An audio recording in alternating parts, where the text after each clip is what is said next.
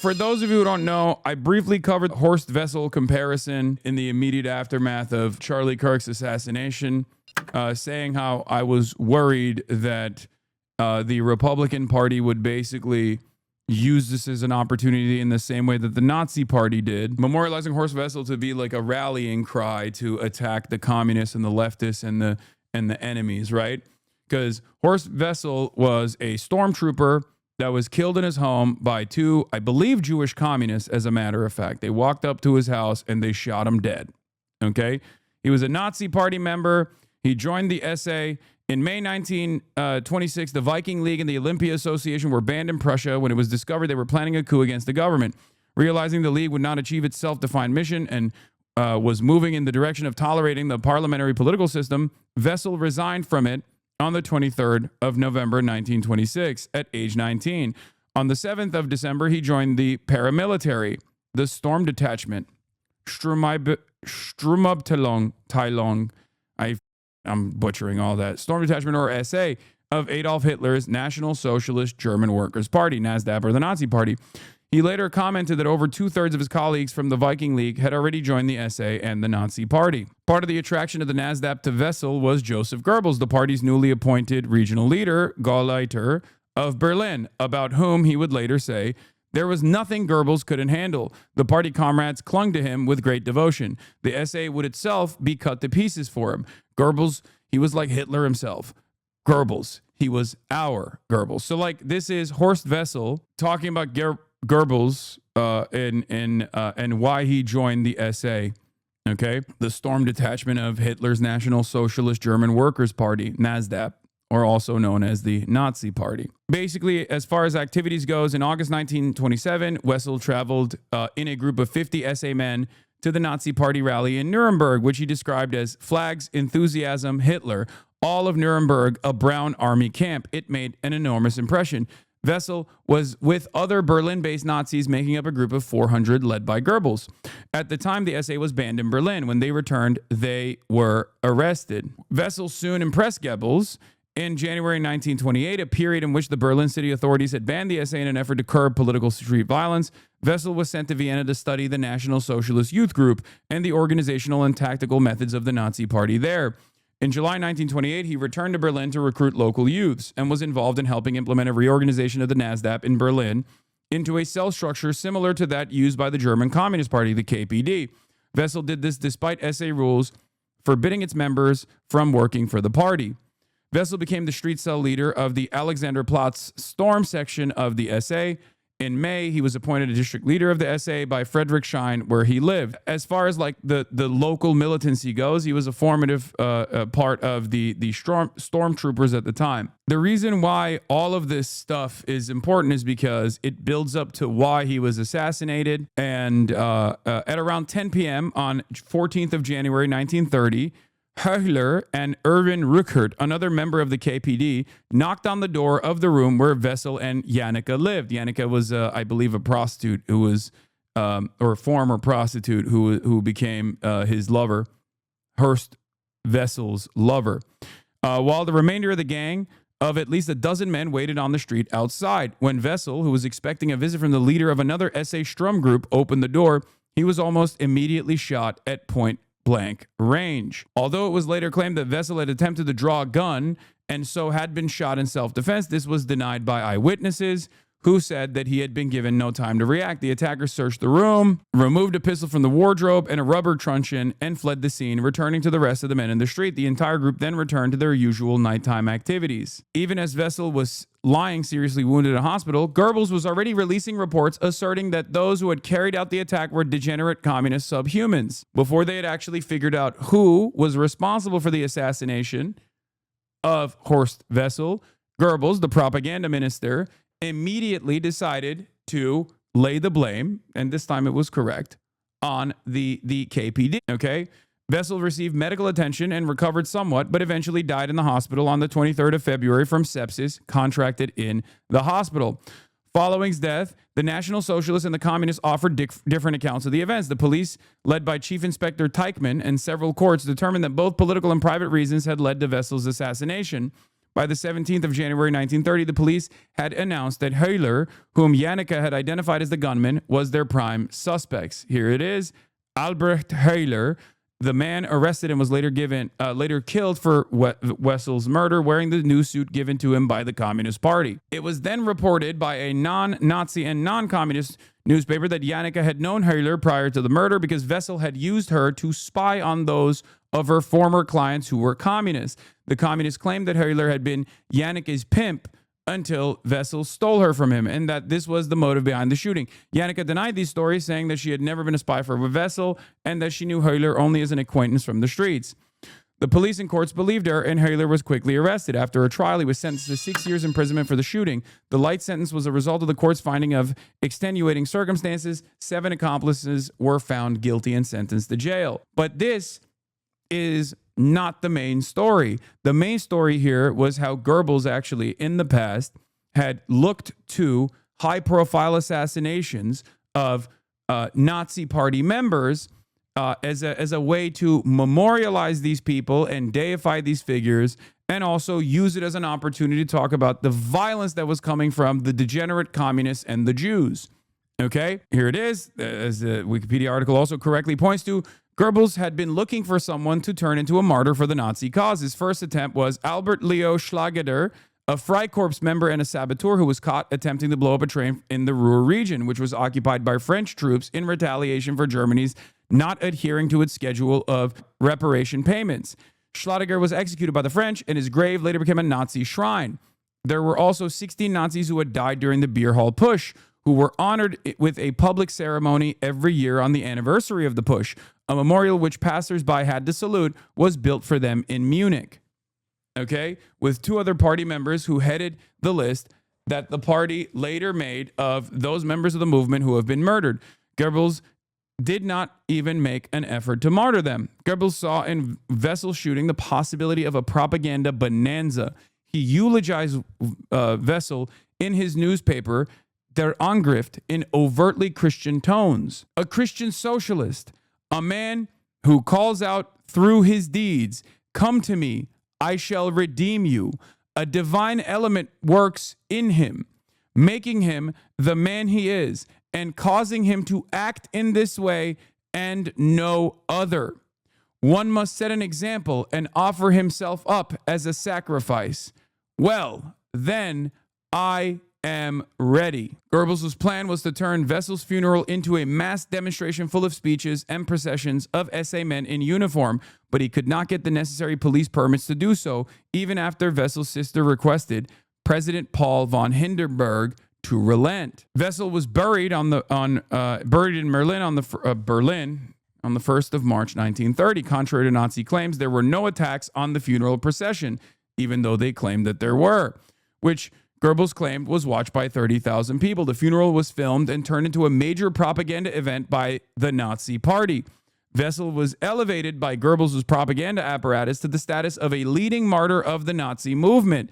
Many of Goebbels' most effective propaganda speeches were made at gravesites, but Wessel received unusual attention among the many unremembered stormtroopers. In an editorial in the People's Observer, Alfred Rosenberg wrote that Wessel was not dead, but had joined a combat group that still struggled alongside them. Afterward, Nazis spoke of how a man who died in conflict had joined Horst Wessel's combat group or had been summoned to Horst Wessel's standard. The Prussian police had outlawed public gatherings and the display of swastikas at the funeral procession, with the exception of a few Nazi party vehicles. Wessel's coffin was paraded through large parts of the center of Berlin in a procession lasting many hours. As the coffin reached Billowplatz, now also known as the Rosa Luxemburg Platz, shouts out the Rosa, communist hecklers began singing the Internationale in an attempt to disrupt the event. The police were unable to prevent abusive shouts and at some point flying rocks. No major clashes had occurred, although some had written "To Wessel the Pimp, a last Heil Hitler" in white paint on the cemetery wall. In attendance at Wessel's funeral were Goebbels, who delivered the eulogy. I'm going to now look at the eulogy that Goebbels delivered at Horst Wessel's funeral proceedings. Okay? The reason why I'm saying that, the reason why I wanted to bring this up is because Stephen Miller's sentiment expressed is damn near identical to what Goebbels had said and what he chose to do with the memorialization of Horst Wessel. I am trying to basically describe to you the events as quickly as possible, giving you a brief history lesson about Nazis' rise to power, and then making a comparison to modern times and how it's being utilized in a similar fashion. If there's a documentary or of some sort that you guys could actually show me, that could be, interesting. That could be something that I would love to see. There is one that's like a short story, obviously, about the Horst Wessel or Raise the Flag is the national anthem of the Nazi Party from 1930 to 1945. The song is named after a member of the Sturmabteilung, Horst Wessel, who was killed in 1930. The lyrics of Horst Wessel Lied were written in 1929 by Sturmführer Horst Wessel, the commander of the Nazi paramilitary force, known as the Brownshirts or Sturmabteilung in the Friedrichshain district of Berlin. Wessel intentionally mimicked the military style of the Communist Red Front Fighters League in creating songs for the Sturmabteilung, hoping to provoke attacks on the SA forces, while boosting the morale of SA members. Horst Wessel was the son of a pastor and had a university education, but worked as a construction worker. In addition to leading Sturm 5, Wessel had a passion for music and even formed a brass ensemble to provide uplifting music for his subordinates. Wessel gained popularity when he led the SA attack on Fischkirch, a poor district in Berlin, on the orders of Joseph Goebbels. In truth, these attacks were just minor altercations, but one attack took place outside the tavern that the local Communist Party used as its headquarters. As a result of the turmoil, 5 communists were injured, and 4 of them seriously. Communist newspapers accused the police of allowing Nazis to escape while capturing injured communists, while Nazi newspapers claimed that Wessel was attempting to give a speech when communists appeared and initiated the fight. Following the incident, posters featuring Wessel's face and address appeared in the streets, with the slogan, "Attack the fascists wherever you encounter them." Wessel's tragic story began in 1929, when he fell in love with Erna Jenick, a Berlin prostitute. They lived together in a room on Karl Marx Allee, but the landlady, Elisabeth Somm, disapproved of having a prostitute on her property. After a few months, a dispute arose between Somm and Wessel regarding unpaid rent. Somm asked the Wessel couple to leave, but Jenick refused. Subsequently, Somm sought the assistance of the Red Front Fighters League to harass and evict them. On January 14, 1930, Wessel was shot and severely injured by 2 members of the Communist Party. Wessel underwent surgery at St. Joseph's Hospital, which stopped his internal bleeding, but surgeons could not remove the bullet lodged in his cerebellum. As a result of the incident, Wessel died in the hospital on February 23 due to blood poisoning that he had contracted during his hospitalization. As a cunning opportunist, Goebbels organized Wessel's departure in order to gain as much benefit as possible for the Nazi cause. Since early on, Joseph Goebbels had attempted several times to create Nazi martyrs for propaganda purposes. With Wessel's death, Goebbels made significant efforts to mythologize Wessel's story, even as the man lay dying. Goebbels went so far as to meet with Wessel's mother and recount her son's life story. He viewed Wessel as an idealistic dreamer. In his notes, Goebbels described Wessel's entire face being shot, claiming that Wessel said to him, "We must continue to advance. I am happy." Goebbels consulted with Hermann Göring and others in the party on how to respond to Wessel's death. In response to Wessel's departure, they declared a mourning period until March 12, during which party members and SA would refrain from entertainment, and Wessel's name would be mentioned in all party meetings. However, Goebbels' most strategic propaganda tactic occurred long after Wessel's death. At that time, he discovered Wessel's song lyrics and transformed the lively march into the Horst Wessel Lied. The lyrics condemned both the communist and conservative movements. Shortly thereafter, Goebbels promoted the establishment of Horst Wessel Lied and Deutschlandlied as the German national anthems. Hitler and the Third Reich leadership enacted laws in May 1933 that designated Deutschlandlied and Horst Wessel Lied as Germany's twin national songs. The following year, a rule required that the right arm be extended and raised in the Hitler salute when the first and fourth verses were sung. Some Nazi members were highly sensitive to the use of the Horst Wessel Lied. One Nazi youth even stated that it was not the type of music to be played for mixed gatherings, and in a flippant manner.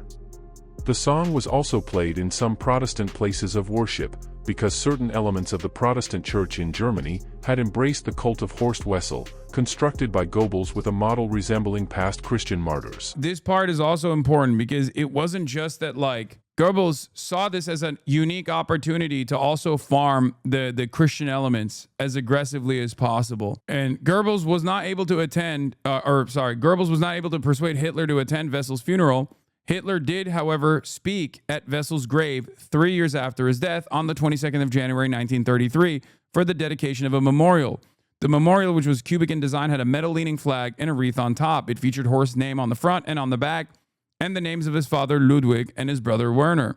Hitler called Wessel a blood witness whose song had become a battle hymn for millions. He said that Wessel's sacrifice of his life was a monument more lasting than stone and bronze. It took years for this propaganda apparatus to basically memorialize Horst Wessel, unlike the other people that Goebbels tried to turn into martyrs for the Nazi cause. This one actually stuck. Of course, we are achieving this in record time in this day and age because the information landscape is different. I briefly alluded to this, my worries, my fears that this is what the administration will do about Charlie Kirk. And it didn't take a week for them to do exactly that. Not only was it, the Stephen Miller speech basically makes this undeniable, okay? Donald Trump's utilization of the Charlie Kirk Memorial to talk about how Charlie's last words to him were "fix Chicago" by sending the military to Chicago, things of that nature. Everyone is basically talking about, Charlie would have wanted this, Charlie would have wanted that, over and over and over again. Fascists in the 1930s had this central trauma of seeing their friends blown apart in front of them for nothing, and their identities were warped by World War I. And this guy's dad's real estate business took a shit in the 90s, and he had to go to school with kids who weren't white. That's how he became a fascist. I guess his version of the storm of steel is when his dad had to sell his house and buy a smaller one south of the I-10 in 1998. What, needing training wheels on your cross is the perfect metaphor for the kind of performative Christianity on the right? Now let's look at the key components of the speech and the similarities between what Goebbels had talked about in his "The Storm is Coming" speech versus what Stephen Miller said. So it starts off with, "So our dead comrade Horst Wessel wrote, and we are fulfilling his prophecy. The others may lie, slander, and pour their scorn on us. Their political days are numbered." Stephen Miller said, "The day that Charlie died, the angels wept, but those tears had been turned into fire in our hearts, and that fire burns with a righteous fury that our enemies cannot comprehend or understand. They promised you, workers, citizens, and creative Germans, a Reich of freedom and beauty and dignity. You are nothing. You can build nothing. You can produce nothing. You can create nothing. We are the ones who build. We are the ones who create. People rise up and storm, break loose. The storm whispers to the warrior that you cannot withstand my strength, and the warrior whispers back, I am the storm. Erica is the storm.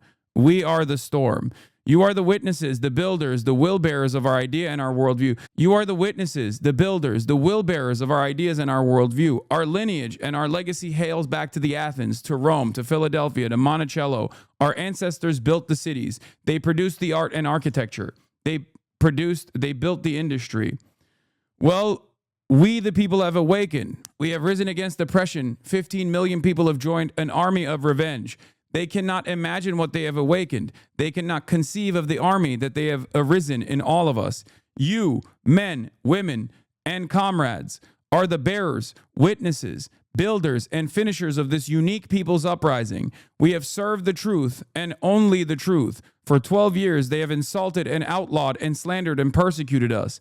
We will achieve victory for our children, for our families, for our civilization, and for every patriot who stands with us. Not gonna lie, these things are nothing alike. It's because the entire speech is a combination. This entire speech from Stephen Miller is a combination of numerous different Nazi speeches, some of which directly comes from the memorialization of Horst Wessel, but many others directly from, even down to like building the legacy. Our legacy hails back to Athens, to Rome, to Philadelphia, to Monticello. Of course, no Nazi is going to talk about Philadelphia in their speeches, but it's basically just like taking a lot of Nazi sentiment, talking about lineage, talking about how like white people and white people's mythology is what is at stake here, which was the exact fear that Nazis tried to instill in their folk. I don't understand the Philly inclusion. What do you mean? He's like tying America to the Fourth Reich by saying this is a continuation of whiteness, which is ironic because obviously Rome was not a continuation of whiteness anyway, but it didn't stop people from LARPing as though they were Roman, even though Romans themselves were brown as and gay as too. One of the most diverse empires of all time, led by the brownest you've ever seen. It basically ties Greek mythology and Roman mythology back to Western superior, a continuation of like the superior Western mythos. Maybe he means Philadelphia and not in America, but I think he's talking about Philadelphia as the ancient Byzantine city in Jordan. I think he's using that as a double entendre, I thought, at most. Philadelphia was a Greek city that was in Turkey. It was where we stole the name. I think he's tying it back to the founding fathers, man. I think that's what he's doing. He's saying that the United States is, our founding fathers is a continuation of like the preserving force of Western civilization and whiteness. Okay. If you look at his attitude here, when he he talks about lineage. He talks about how they are the storm. He talks about vowing revenge for Charlie Kirk and how similar the attempts are to what Goebbels did in the aftermath of Horst Wessel's assassination. Like, it's not, I don't think it's a coincidence. I think it's a not even a dog whistle at that point. I think it's just a bullhorn, like from different parts as well. The storm whispers to the warrior that you cannot withstand my strength. And the warrior whispers back, I am the storm. America is the storm. We are the storm. Now people rise up and storm, break loose, says Goebbels in his total war speech in 1942. Hitler's first speech as chancellor. Our lineage and legacy hails back to the Athens, to Rome, to Philadelphia, to Monticello. We will defend the civilization to save the West. The richest and most beautiful areas of the world civilization would be transformed into chaos and a heap of ruins, a 2,000-year-old inheritance of the highest works of human culture and civilization. Hitler's first speech as chancellor in 1933. You have nothing, you are nothing, you can build nothing, you can produce nothing, you can create nothing. He possesses nothing of his own creation to which he can point. Everything that he has is stolen. Hitler on the Jews, Munich 1922. You thought you could kill Charlie Kirk, you have made him immortal. Who live for the task, who live for that task and who die for it, later be not only the martyrs of their struggle, but also the seed from which the subsequent harvest would come. Hitler at Horst Wessel's memorial post-assassination. There are even better, I think there are even better speeches that you can link to than this as well. I don't know, bro, seems like a reach. I mean, you don't even need to point back to the Nazis to show the similarities here. You can quite literally just present it as is. The preservation of Western civilization, about how this notion of legacy Americans are actually upholding Western civilization and combating it from enemies from within, is identical to the Nazis, and it's just a falsehood on its face regardless. America is the way it is because it is a multifaceted and diverse country. That is one of the most redeemable factors of the United States of America. Okay? That's it. You don't have to directly point it back to the Nazis, even though these guys are basically not really sheltering people about these comparisons. The themes are identical, especially because the ambitions are identical. The ambitions are identical. And in this circumstance, it's almost a one-to-one immortalization and deification taking place. It's the identical template because the worldview is identical. I don't know how you can look at the situation in hand and assume that this is like in any way, shape, or form a reach when you got people openly saying that they're Nazis at this point. You know, this was before the Reichstag elections when the storm is coming was the name of this very famous speech by Goebbels. And in this speech, he talks a lot about when he's like rallying. This is a rallying cry for Nuremberg, but there are mentions of rising up and storming and breaking loose. Okay, the preservation of Western civilization, and also the immortalization of their dead comrade Horst Wessel, and following his lead.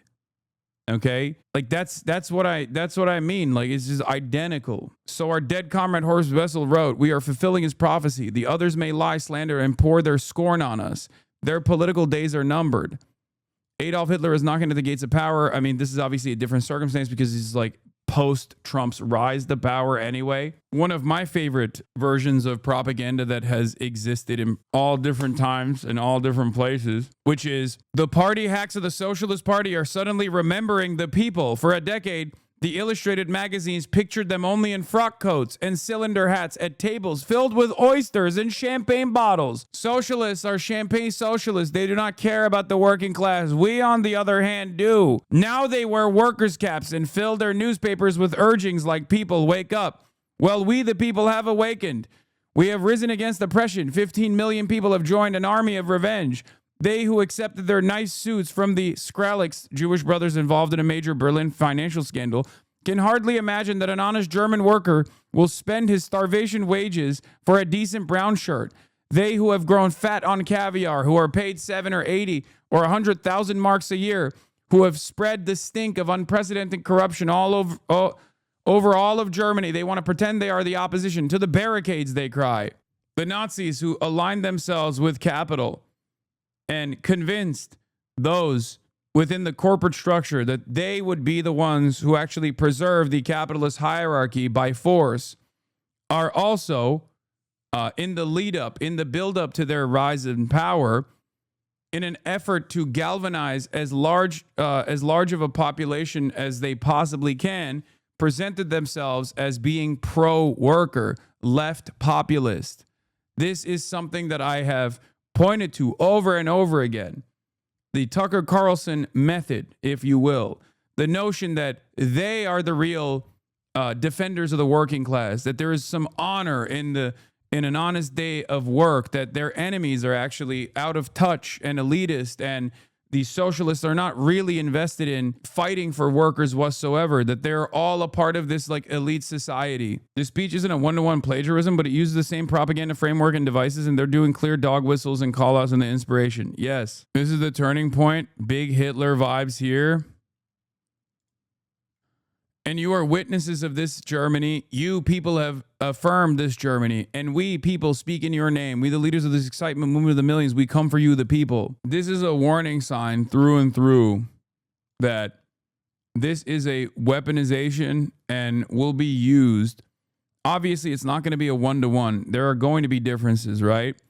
But the reality of the matter is, adjusted to this current time, adjusted to American culture, this is as close to a plagiarized speech as you are going to get. It's that simple. When I see Erica and her strength and her courage, I gotta pee. I'm reminded of a famous expression. The storm whispers to the warrior that you cannot withstand my strength. And the warrior whispers back, I am the storm. Erica is the storm. We are the storm. And our enemies cannot comprehend our strength, our determination, our resolve, our passion. Our lineage and our legacy hails back to Athens, to Rome, to Philadelphia, to Monticello. Our ancestors built the cities. They produced the art and architecture. They built the industry. Erica stands on the shoulders of thousands of years of warriors, of women who raised up families, raised up city, raised up industry, raised up civilization, who pulled us out of the caves and the darkness into the light. The light will defeat the dark. We will prevail over the forces of wickedness and evil. They cannot imagine what they have awakened. They cannot conceive of the army that they have arisen in all of us. Because we stand for what is good, what is virtuous, what is noble. And to those trying to incite violence against us, those trying to foment hatred against us, what do you have? You have nothing. You are nothing. You are wickedness, you are jealousy, you are envy, you are hatred. You are nothing. You can build nothing. You can produce nothing. You can create nothing. We are the ones who build. We are the ones who create. We are the ones who lift up humanity. You thought you could kill Charlie Kirk? You have made him immortal. You have immortalized Charlie Kirk. And now millions will carry on his legacy. And we will devote the rest of our lives to... Norm Finkelstein said that American fascism can't happen because there's no left opposition, but Norm didn't consider that the current fascist movement can just manufacture the opposition on the minds of their followers. Conservative mass psychosis. I think Norm has gone back on that anyway. I think not only can they design an enemy from within, I don't know to what degree of success they can actually achieve this. Because when I first saw the speech yesterday, I said, this is the type of like nerdy Nazi shit that I don't think Americans respond to super positively because they're too self-involved and too self-invested. Like, fascism requires militant organizing, okay? Diligent organizing. It requires a level of discipline that many Americans simply do not have. It requires an ideological investment that many Americans simply do not have, because the time frame that Americans currently exist in is one of complete capitalist domination. Capitalism has designed a system that has made people servile. Capitalism has designed a system that makes people feel comfortable even when they are experiencing discomfort. And therefore, people are too invested in their treats and too invested in their own societal obligations, their work requirements to actually get together and engage in any sort of collective action, whether it be in the wrong direction, whether it be in the violent direction, such as fascism, or whether it be in the right direction, such as socialism. So the very same exceptionalist and individualistic forces that have captured the attention of every Americans, that has played a formative role in destroying labor organizing and labor militancy in this country, with much success, also due to systemic factors, of course, due to oppression and suppression historically. But those very same individualistic, idealistic notions are also, I think, disrupting any sort of fascist organizing. Finishing the causes for which Charlie gave his last measure of devotion. You cannot defeat us, you cannot slow us, you cannot stop us, you cannot deter us. We will carry Charlie and Erica in our heart every single day and fight that much harder because of what you did to us. You have no idea the dragon you have awakened.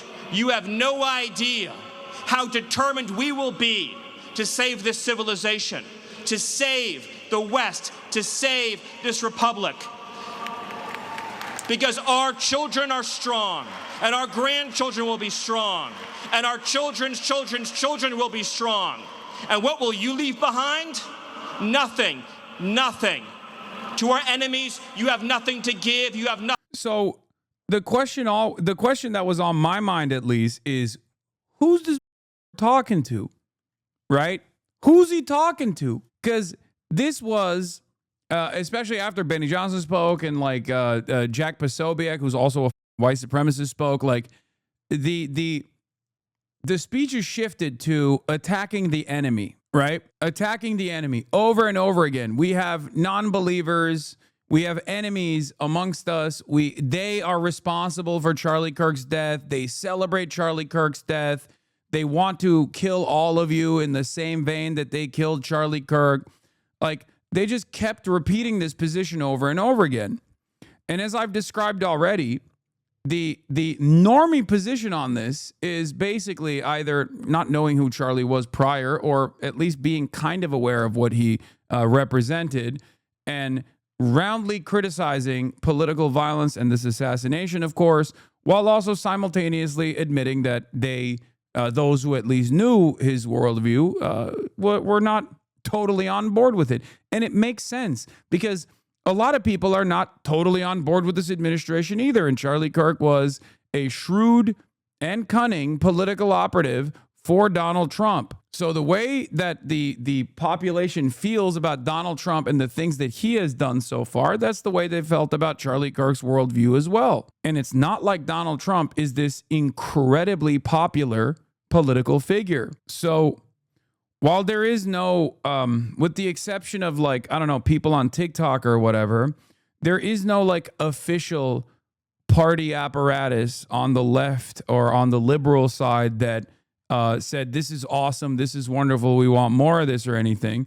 That hasn't stopped these dipshits from laying the blame squarely on the left and claiming that it is actually the left that killed Charlie Kirk. And when they say the left, they don't just mean like people like myself. They don't mean people like the members of this community. They don't mean like DSA, PSL, and the like. They mean every single person that has looked to this administration's mass deportation initiatives, for example, and said, that sounds a little fascist, man. I don't like that. When you look at the actual polling on this, you realize that that is actually the majority position. So what they're talking about is that the majority of the American public is actually an enemy that that was excited at the prospect of killing Charlie Kirk, with, of course, a false presentation of Charlie Kirk's worldview and a false presentation of what Charlie Kirk was doing to begin with. Talking about, you know, how he was the champion of discourse, talking about how he wasn't simply cutting SJW-owned compilations, but instead trying to do free speech and free discourse and back and forth to arrive at the truth. And people didn't like that his arguments were so powerful, they ended up killing him. That is the way they're designing this, okay? That is the way that they're designing this.